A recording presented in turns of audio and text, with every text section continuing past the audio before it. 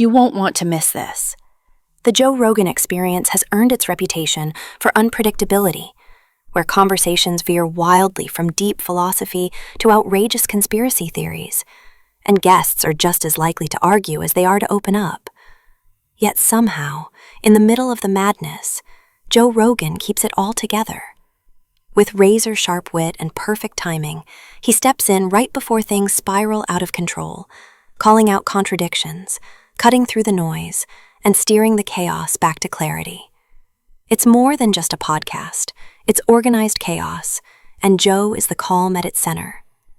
Today, we're diving into some of the most unforgettable moments when Rogan's cool-headed brilliance stole the spotlight. Stick around, and don't forget to subscribe and hit that notification bell, because if this is your vibe, there's plenty more coming. This idea that we argue about the Second Amendment, let's let constitutional lawyers, I think, discuss a lot of those things, and we should all understand that and be curious about it. But our Constitution is also silly. Let's remake everything. Let's have that conversation. There's so much better that we can do. Have a serious conversation about what kind of guns and bullets people can have. Not that they can have them or that they can't have. That's the conversation. That's where we should be right now. Everything gets regulated. But the gun thing, the most part about the messiness of the gun thing is that even if you made guns illegal, even if you said you can't have any bullets, you'll all go to jail. There's so many guns. You're not getting them all. And that's Pete Dominic for you. The political comedian who doesn't just push the envelope, he shreds it.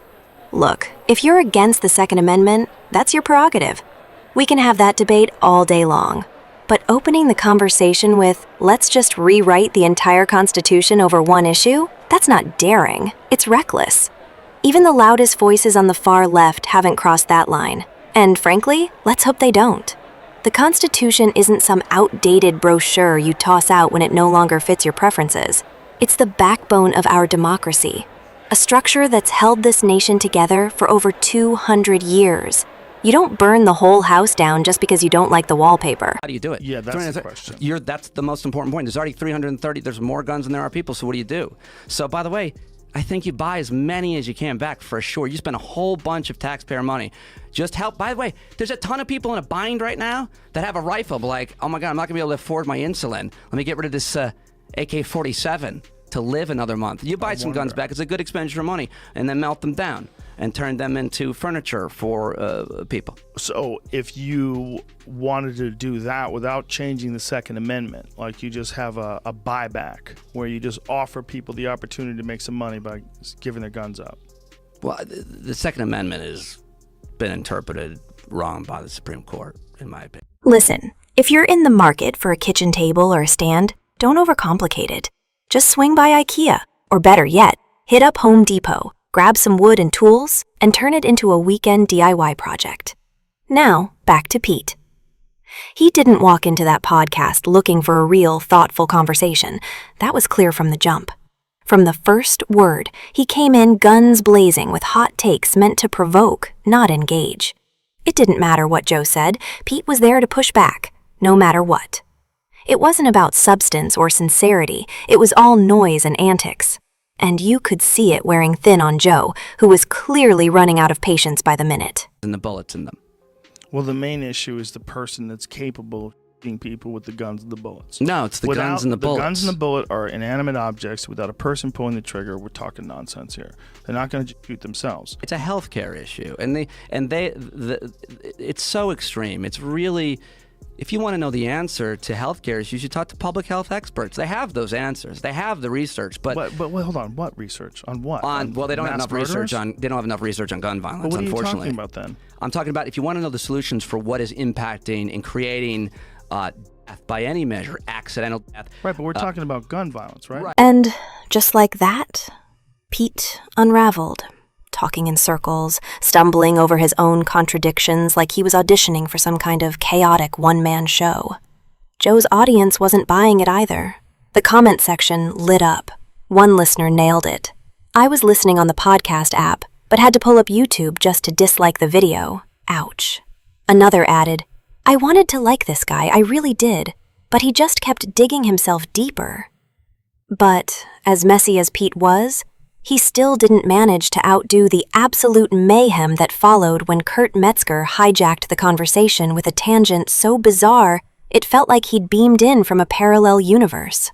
No warning, no transition, just a full-speed detour into his own wild world, while everyone else sat frozen, trying to figure out what the hell just happened. So I think I just know better. They're Bro, outraged. you're fighting with someone who's not even here. Nobody even knows what you're fighting over right there. You just started some joke thief fight. No one has any idea what the you're saying. All right, guys, is when I defended Amy. Right. Amy, and I had people like lecture, and I'm like, don't presume to tell me shit. The same reason I became a comic. I could do that. So but at least I did it. You know, if you get on stage and do it, I'll give it to you. But these people think they can do your job. But hold on a second. In their defense, they're looking at a film that shows time after time bits that Gavin made to specifically her because she said I play a racist Republican. What? The little YouTube video where they took movies.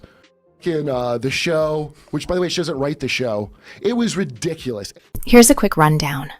Allegations that Amy Schumer had been lifting jokes started surfacing around 2015, with Reddit users first connecting the dots. By 2016, it had escalated beyond internet rumors. Several comedians began posting not-so-subtle tweets suggesting their material had been copied.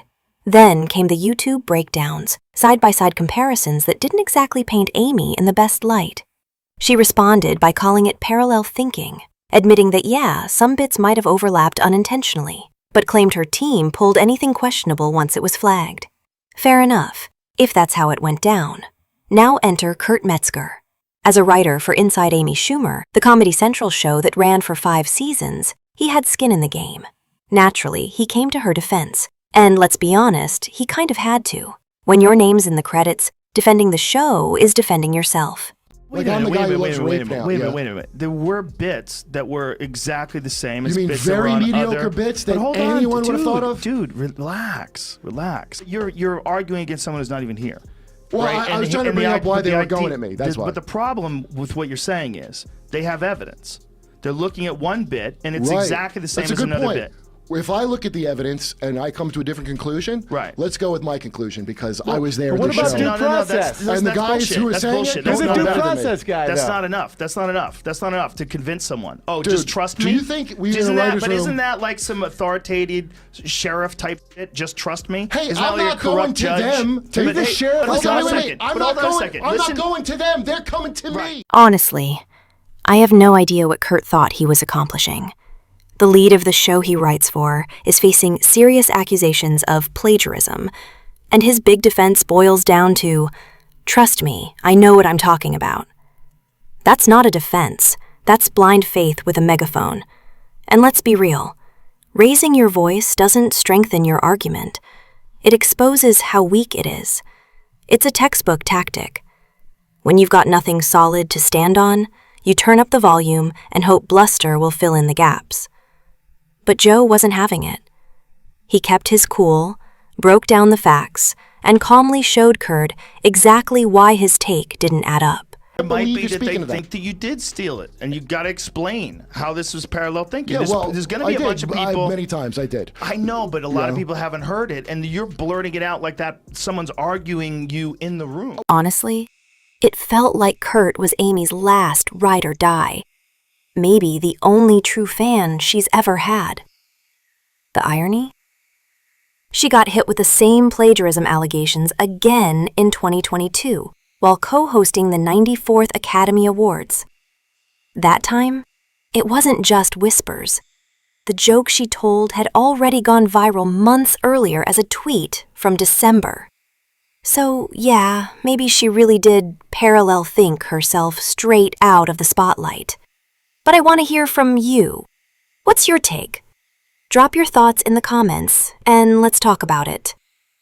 And if you know someone who'd enjoy diving into these wild moments, be sure to share the video. Appreciate you watching, and I'll catch you in the next one.